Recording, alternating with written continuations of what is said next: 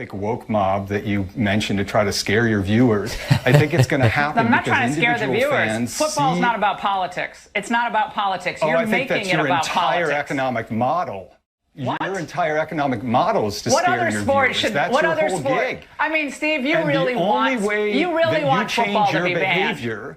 Yeah, you want football to be banned. No, I don't. This is what you do. Laura Ingraham invited Steve Almond on her show to talk about her thoughts on players in the NFL being political. And it's no secret that she doesn't want to hear what the players have to say unless they go against progressive crowd or support Donald Trump. Things don't quite go the way she expected, and Mr. Almond gave her quite the pushback with brilliant points. We'll check the clip out together, and I'll chime in with some thoughts every now and then. Let's go. Steve Almond has been a guest on my program multiple times.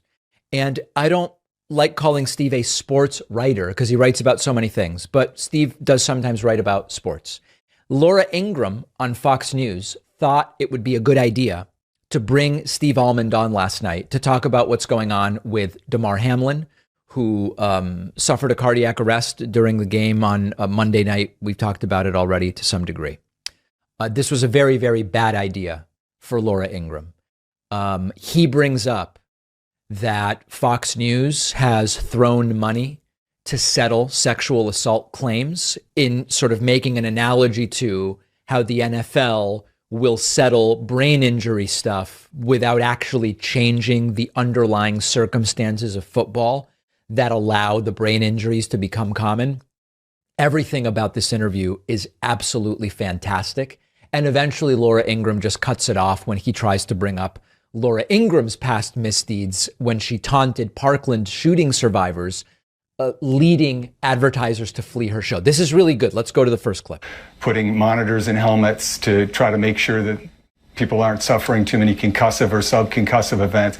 These are things the NFL could do tomorrow, but they're not going to do it until there's an economic incentive. The reason they settled that lawsuit is because they had a PR problem. It's like at Fox News when you have hosts who are allegedly sexually harassing people. Fox News throws money at that to make that PR problem go away. That's what happens with big corporations or powerful people. Well, nobody's done more. I mean, you know that, Laura, right? You know that. Well, yeah, that's a cute little move. But I love it how every time guests call out Fox on Fox, these hosts have some line like, "Oh, that's cute. That's a cute move." No, he's showing up and he's pointing out that which you are criticizing someone else for, your employer also does. It's not about being cute. It's that they don't know how to handle it when guests actually point these things out.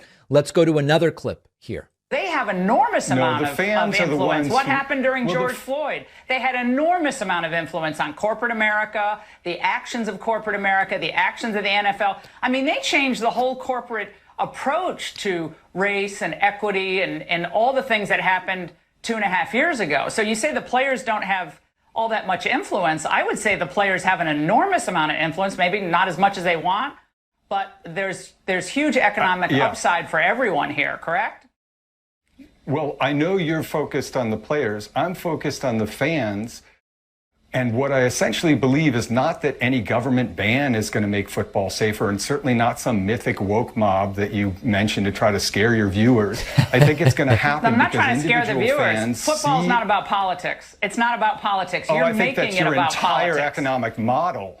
What? So Laura Ingraham has to kind of play dumb and pretend that Fox News doesn't thrive off fear-mongering and using rhetoric to escalate things to get people riled up. As forced as it is, it's funny to see her try and pretend that she's been taken aback by such an insane thought. Your entire economic model is to scare your viewers. That's your whole gig. I mean, Steve, you really want football to be banned. Yeah, you want football to be banned. No, I don't. This is what you do. Game. Oh, come on. You want football essentially changed into, I don't know what. Like, I don't know, you have a sensor in the helmet, I guess, okay. Propose one, is that technology troubling to you? No, not in the slightest. If you're concerned about the players, not in the slightest. Why wouldn't you want them to play in a way that was safer? You're not concerned about the players. The thing about people like Laura Ingraham is Steve Almond accurately points out it is about scaring viewers. It's all about scaring viewers. And when it comes to football, the really scary thing about football, and I now have friends who have kids who are sort of starting to get curious about football, and they're like, oh my goodness, the last thing I want is my kid to play football. So they're trying to find a balance between straight up saying you are not allowed to play, because then that can cause this kind of reaction where the kid goes, well, I really want to play if I'm not allowed to play. Just kind of finding the right way to dissuade, softly dissuade their kids from wanting to play football.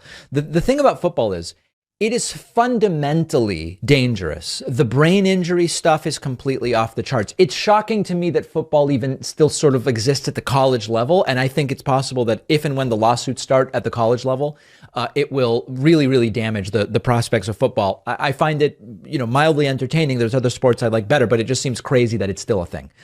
Laura Ingraham and her model and the model of Fox is, we've got to scare the audience. We have to scare the audience, and ideally about what the left or someone external to our movement is doing. So with football, they want to have a nanny state where they ban a sport, or they want to overregulate football by saying, oh, you've got to do this, you've got to do that, you got to force players out, concussion protocols are too strict, or sensors in the helmet, it's all crazy, or whatever. It all has to be fear, fear, fear. They're going to take it away. And with football, there's also the patriotism angle, which they love, which is there's something patriotic and manly. It's both patriotic and manly. And so any skepticism about football and football's viability is not only sissy, it's also anti-American. This is the whole sort of narrative. But when it comes right down to it, Laura Ingraham kind of has no choice but to say, no, I mean, I guess I'd be fine with a sensor in the helmet that indicates, what were the G forces, was there a possible concussion, or whatever the case may be, because these are perfectly logical things as half measures to really dealing with football big picture. Now, this is not the hill I'm going to die on. I'm not going around looking to end football. While I'm personally not much of a football fan, I do think it is kind of weird how much patriotism seeps its way into the presentation from time to time. Generally, though, I think as a football fan, it would be weird to be opposed to players being taken care of, or for things to be put in place that don't impact the game in a tangible way to make sure more players aren't injured. I really don't think any proposed changes would be as extreme as the players running around with protective bubbles on or anything. It's shocking to me that anybody lets their kids play football at this point, and I know, let them, that's a whole difficult premise as well. But this is how these folks operate. Make everybody afraid. Steve Almond's completely right. When it comes down to it, you go, well, it's not so much that I'm opposed to thing number 1 or 2 or 3, but we should be very afraid of what they are trying to do. Here's the last segment during which Steve Almond points out she had a problem with advertisers fleeing for things she said, and then she just ends the interview. So thrilling. The reason that people change their behavior is because there's an economic incentive. A couple of years ago, when you taunted the survivor of Pakman mass shooting, you apologized only because advertisers withdrew from your show and your Nice try, buddy. Little buddy. I appreciate it. It's cut. It is cut.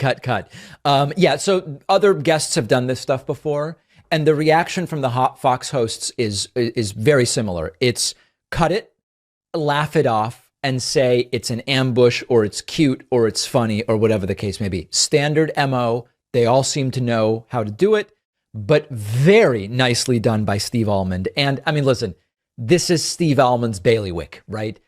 To invite him and think he's not going to do this is really the thing that shows you don't really know who he is. Really nice job. We should have him back on the show soon. I love the interactions on Fox News where a guest holds the hosts accountable or exposes them to their faces about the fear-mongering tactics we see every day. I completely agree with David Pakman here that it's great seeing the hosts squirm a bit when being called out makes them uncomfortable. It's all propaganda for the Republican Party, and we see the same fear-mongering tactics being thrown all over the place in attempts to sway Americans who are in their advanced age one way or another. I think this was a great clip by David Pakman, and I'd love to hear your thoughts about it down in the comment section. Thank you all for your support on the channel so far. I'll see you in the next video.